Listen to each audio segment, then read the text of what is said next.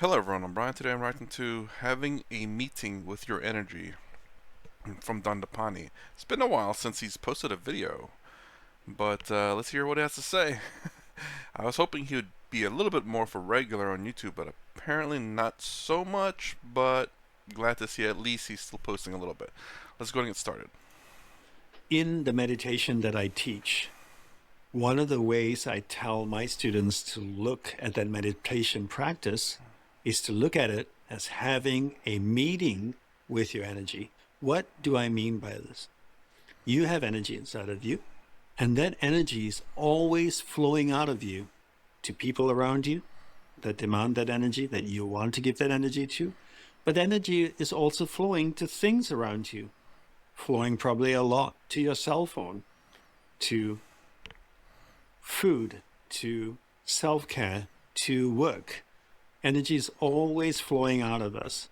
The way I see that, the way he explained that to me, it's like the energy is just your time and effort. Your effort into talking to people, your effort into eating the food, your effort into putting your effort on your phone, doing this kind of stuff.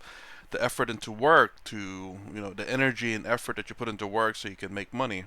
That's how I'm understanding it so far. But when was the last time you harnessed that energy, withdrew it, and had a meeting with that energy so that your energy can be on the same page?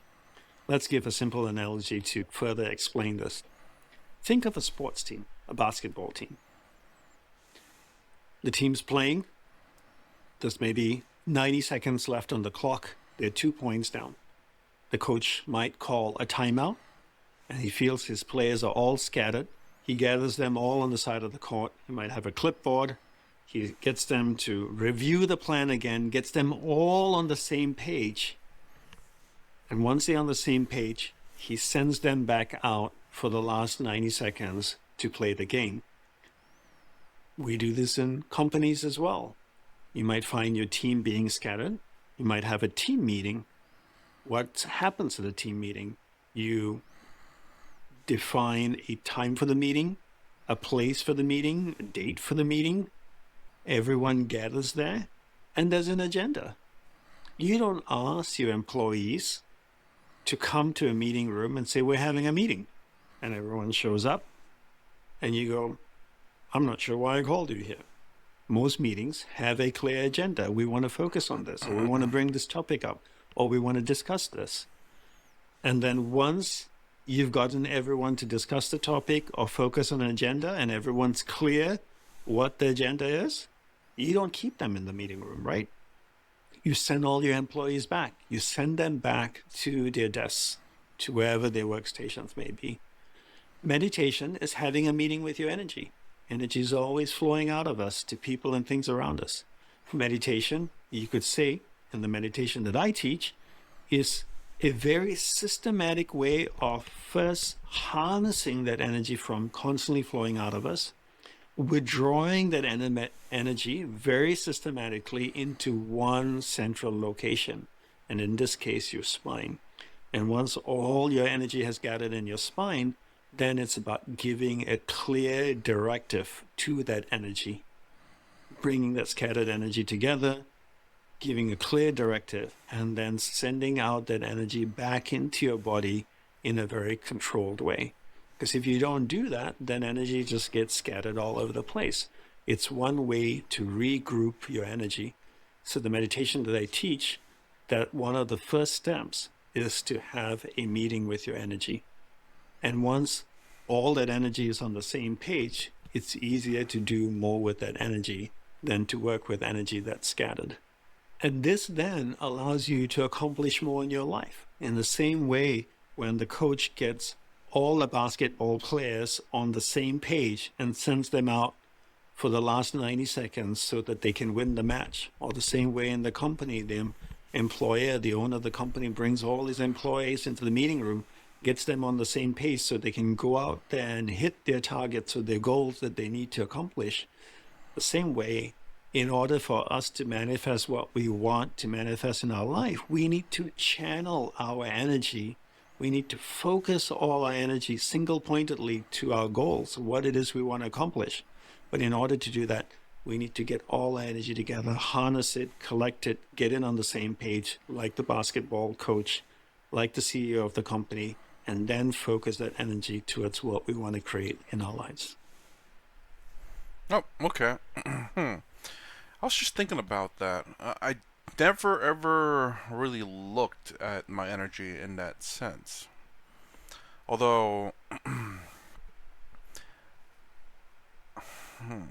I was thinking if you suffer from your actions, then that will be a big drain on your energy because not only do you sacrifice energy for performing the action, but then the result would also drain your energy too because you realize that was in vain or not necessarily in vain, but it turned out bad.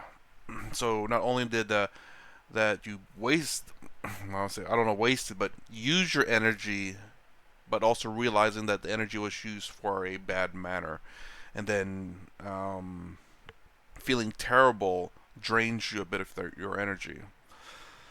That's the way I kind of want to look at it because I, whenever I think about how I spend my energy, I don't typically suffer from using my energy. I guess, and this is the thing that I kind of always look at in life is, am I suffering from my actions?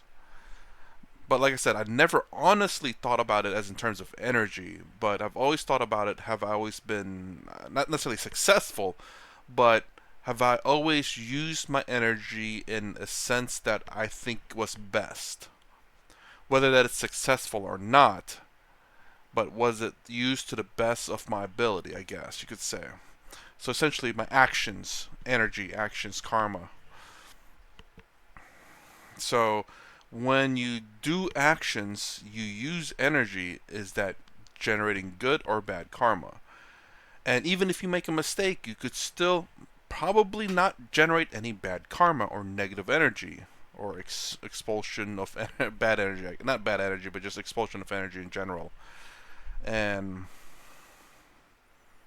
because the reason why, and this is the understanding part of my own theory, not theory, my own way of life, making up words there, is that if you genuinely try your best and you genuinely did your best and it goes wrong, you have no fault in a sense.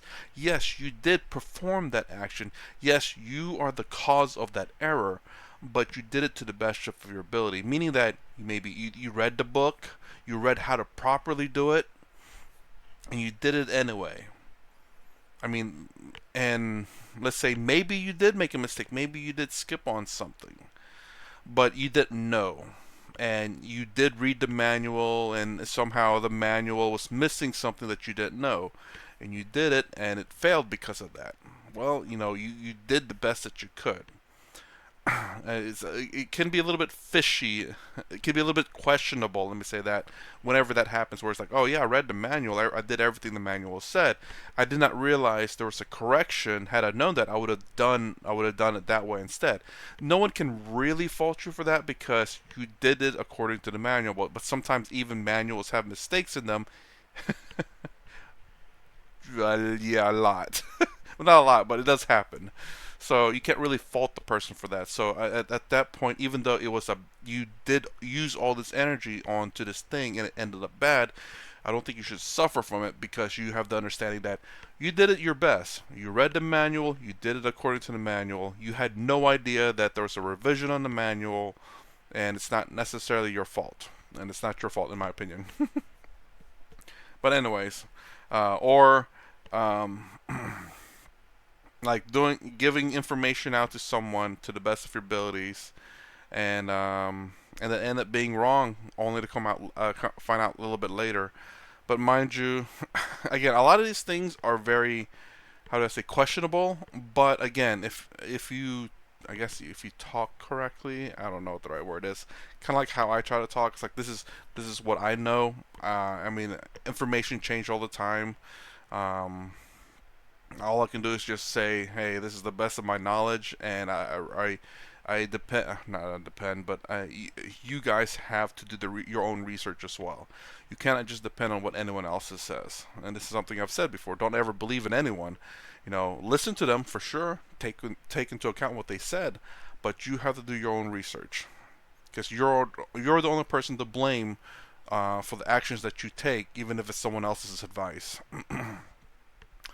So, anyways, I hope you get the general idea of what I'm talking about. It's a little difficult to explain on the spot, but again, and this is something I remember when listening to Sadhguru's Karma book about how you suffer from an action, you generate karma from an action in the past because you start thinking like, oh my gosh, I wish I'd done that differently. And I don't know if anyone ever out there, I don't know if anyone out there remembers something from the past and they suffer today because of it, and that's a bit about a bit like bad karma. It probably is, honestly, because you are suffering from something that you did in the past today. So, if you did everything to the best of your abilities, generally speaking, you probably would not have suffered that. It's like, well, yes, you could have done that differently, but you did not know. Now, if you've done something, it's like, nah, it's fine, and you go leave, and all of a sudden something bad happens. It's like, oh my gosh, I did not do that to the best of my abilities. I just did it and left. There's the difference. The first one was you did it to your best of your ability. You read the manual. You made sure you did everything right, and it went wrong. The second one was like, I don't need the manual. Let me just do it. It's a little loose, but it's fine, and you leave. And you come back and something bad happens. I guess I hope you understand those two different ways. And the reason why one you don't suffer, at least generally speaking, if you understand why, you generally won't suffer. Two, you will be suffering unless you're is it a psychopath or something? I can't remember which one it is. But generally you'll suffer because you know you didn't do the best of your abilities. You just did it half-ass, as they say, and you left it. So, anyways, that's my reaction to.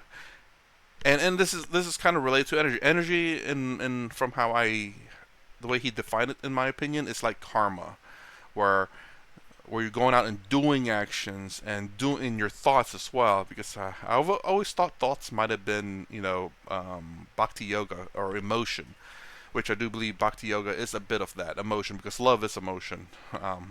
But anyways, so your thoughts, which again you think of something in the past that you did, you're like, oh man, I wish I did that differently. You're suffering karma from it. And then your actions, what you actually do in the present time.